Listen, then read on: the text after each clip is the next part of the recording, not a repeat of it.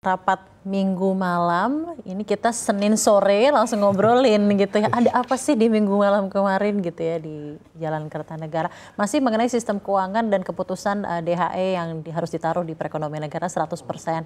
Nah, tapi yang tadi menarik yang dibicarakan oleh Mas Mike adalah kalau sudah ada kebijakan menaruh devisa hasil ekspor sejak bulan Maret, nyatanya secara data dari segi cadangan devisa, dari segi pertumbuhan ekonomi itu tidak serta-merta langsung dirasakan sejak penerapan ini di bulan Maret gitu ya. Apa yang perlu dievaluasi menurut Anda dan apa sebenarnya loophole-nya, Mas Mike?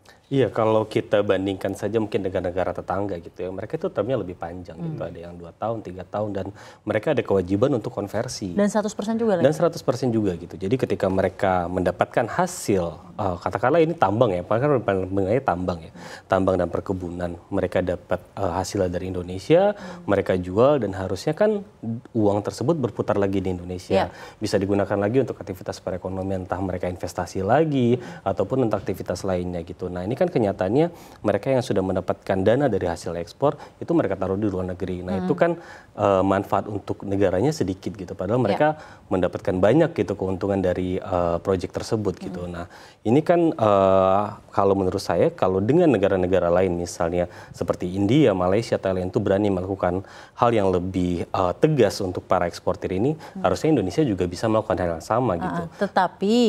Tetapi memang kalau kita lihat banyak pengusaha yang tidak senang gitu kan, banyak yang oh ini kebutuhan cash flow-nya gimana gitu. Dah itu pemerintah yang harusnya melihat kira-kira kalau di aturan sebelumnya kan kita tahu untuk kebutuhan-kebutuhan yang sifatnya mendesak operasional itu bisa diambil. Jadi nggak harus 100% disimpan di sana gitu. Jadi kalau mereka butuh, oh harus bayar utang, harus beli ini, itu beli itu gitu. Nah mereka bisa ambil dari sana gitu. Cuman untuk dolarnya tetap taruh di dalam negeri gitu.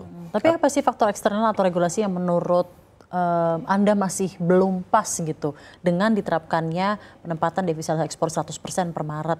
Apa kebijakan additional yang juga harus diperhatikan dengan ada penerapan regulasi ini, Mas?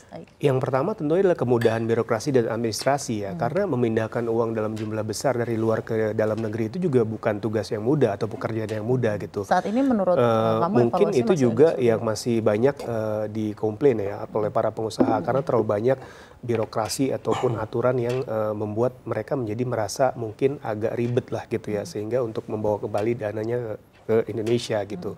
Yang kedua mungkin insentif pajak gitu ya. Insentif pajak ini walau bagaimanapun juga sangat berpengaruh buat para pengusaha ini buat untuk naruh uangnya di Indonesia gitu. Kalau misalkan di negara luar dia dikasih tax free atau pajak yang lebih murah, dan tentu nggak kepotong duitnya. Dan nggak kepotong duitnya itu tentu gitu menjadi insentif yang menarik gitu ya.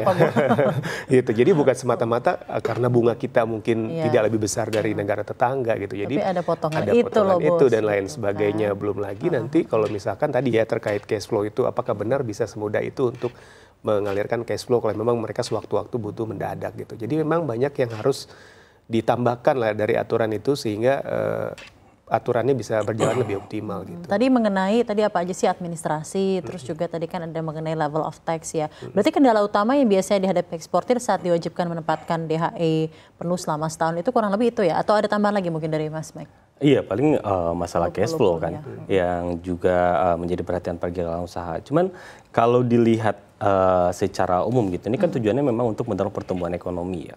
Kita lihat banyak sekali sumber daya alam yang ada di Indonesia ini tidak termanfaatkan dengan baik atau tidak mencapai kemakmuran yang sesungguhnya gitu. Makanya dengan kondisi kalau lihat APBN kita terbatas, likuiditas kita juga nggak banyak gitu. Kita butuh modal dari banyak.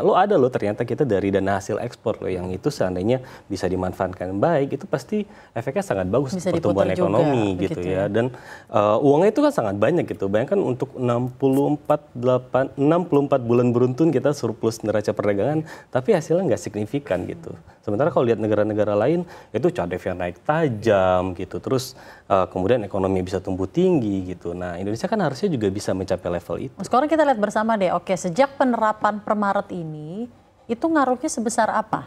Maret, sekarang bulan Oktober, berarti 7 bulan ya. Itu seharusnya kalau misalnya di atas kertasnya kan sebenarnya kalau per penerapan Maret, cadef itu harusnya naik signifikan dong ya. Iya. Selama 7 bulan terakhir ini. Nah, mungkin kalau analisa dari Mas Mike gimana Mas data-datanya? Iya, kalau lihat cadangan devisa kan cenderung stagnan ya di level sekitar 150 miliar dolar gitu. Naik turun di sekitar itu aja gitu. Kebanyakan CADEV turun ketika nilai tukar rupiah lagi melemah tajam gitu. Makanya butuh banyak intervensi atau pemerintah butuh membayar utang, makanya diperlukan CADEV yang banyak gitu. Nah, dari uang yang masuk ke cadangan devisa itu belum signifikan gitu kan, mereka bisa mendapatkan di TD falas ya. Nah itu kalau nggak salah penempatan itu nggak sebanding dengan surplus ekspor yang kita alami dalam 6 bulan terakhir. Oke. Nah sekarang mengenai kepatuhan, ada nggak sih data yang menunjukkan kepatuhan mengenai penerapan devisa ekspor 100% ini sejauh ini, dan mungkin atau nggak berita-berita yang pernah Anda dengar lah Mas Sai? Ya kalau kita lihat dari angkanya justru kepatuhannya belum optimal gitu ya. Kan kita simpel aja, kalau memang angkanya signifikan dari hasil kebijakan yang dikeluarkan di Maret itu berarti kan mungkin kepatuhannya sudah optimal. Tapi memang di sisi lain, di operasional juga memang banyak masalah. Yang saya dengar juga ternyata katanya banyak si buyer-buyernya ini juga menunda pembayaran gitu karena fluktuasi dolar yang sungguh signifikan dalam beberapa bulan terakhir gitu ya.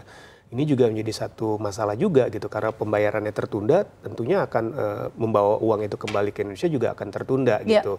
Ini juga jadi satu masalah yang sebenarnya harus dipecahkan juga, gimana caranya supaya tadi ya kepatuhannya bisa lebih optimal. Di sisi lain juga masalah-masalah lain tadi ya birokrasi, administrasi perbankannya supaya mereka lebih mudah untuk mentransfer dananya dari luar ke Indonesia, dan bagaimana juga mereka bisa mudah ketika memang ada bayar-bayar vendor misalkan atau apa yang dari luar gitu, karena kebanyakan kan kalau eksportir itu kan urusannya sama bayar-bayar di luar gitu ya.